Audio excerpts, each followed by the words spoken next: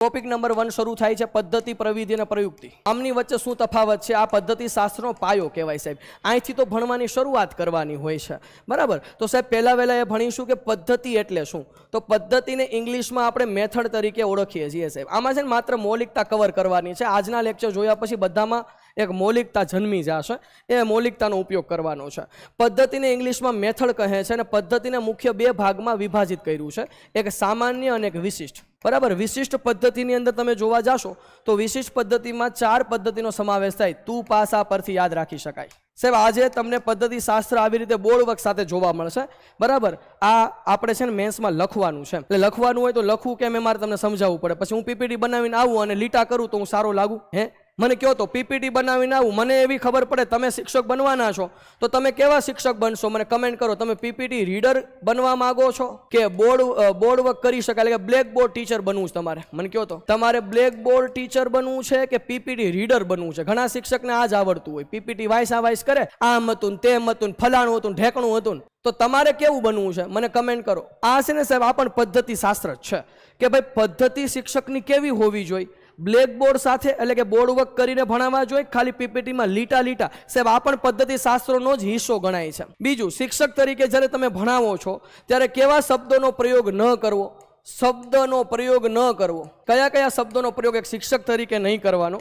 તો જો બાકા ઝીકી આ શબ્દ છે શિક્ષકને શોભતો નથી। મામલો મેદાને આવો શબ્દ શિક્ષકને શોભા દેતો નથી। પછી બૂમ આવો શબ્દ શિક્ષકને શોભા દેતો નથી। મોરે મોરો આ શબ્દ શિક્ષકને શોભા દેતો નથી। બાકા ઝીકી, મામલો મેદાને, બૂમ, મોરે મોરો, આ સિવાય ઘણા શબ્દ છે, મને યાદ નથી આવતા દોસ્તો, પણ ઘણા આવા શબ્દ છે। આ બધા જે શબ્દો છે ને, એક ડોન જોઈને ડોન એ બધા બોલતા હોય, આપણે થોડા ડોન છીએ હે, જે નકારાત્મક વિચારસરણી વાળા હોય, નકારાત્મક વિચારસરણી, જેને એમ લાગતું હોય કે હું ડોન છું પણ એ ડોન હોય નહીં। ડોન સામો આવે તો સાહેબ એને પછી રડવું ન આવતું હોય, રોતાય ન આવડતું હોય પાછું એમ હો।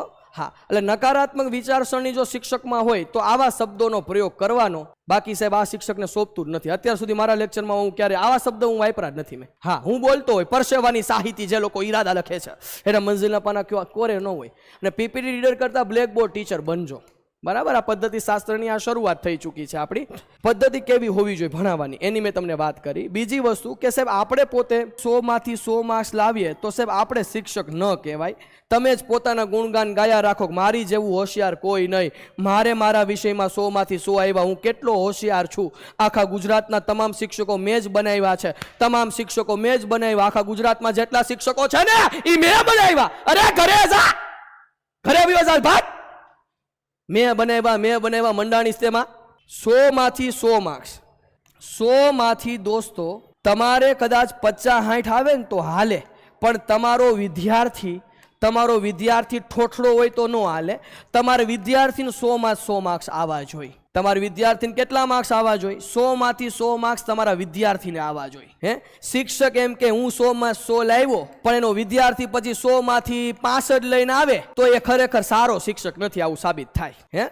નોલેજ સારું છે પણ શિક્ષક સારો નથી। નોલેજ સારું છે, 100 માં 100 આવ્યા એટલે નોલેજ સારું છે, પણ સારો શિક્ષક બનવા માટે વિદ્યાર્થીને 100 માંથી 100 આવવા જોઈએ, વિદ્યાર્થીને 100 માંથી 90+ આવવા જોઈએ। ભલે હું ઠોઠ હોય, ભલે હું નાપાસ હોય, ભલે મને નોકરી ન મળી હોય, પણ 5000 શિક્ષકો મેં બનાવ્યા છે, 5000 શિક્ષકો મેં બનાવ્યા છે। આ મને ગર્વ છે, પણ સાહેબ મેં બનાવ્યા છે એની જગ્યાએ ખરેખર વિદ્યાર્થીની મહેનત છે।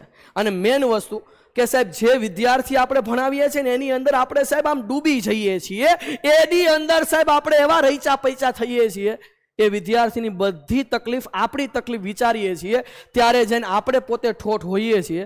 પણ આપણો વિદ્યાર્થી 100 માંથી 100 લઈ આવે, આપણો વિદ્યાર્થી 100 માંથી 90+ લઈ આવે, આનાથી મોટું તો સુખ શું હોય? આપણા વિદ્યાર્થીને સરકારી નોકરી મળે, પણ સાહેબ ખરેખર એની મહેનતથી જ મળે। જો એ વિદ્યાર્થી મહેનત હોય તો જ મળે। પછી હું આવીને એમ કહું એ તો મેં જ કર્યું ને એટલે જ થયું। ખરેખર મહેનત વિદ્યાર્થીઓની છે, મહેનત વિદ્યાર્થીઓની છે, પણ આપણે એક સાચો રસ્તો બતાવવા માટે અહીંયા આવ્યા છીએ દોસ્તો।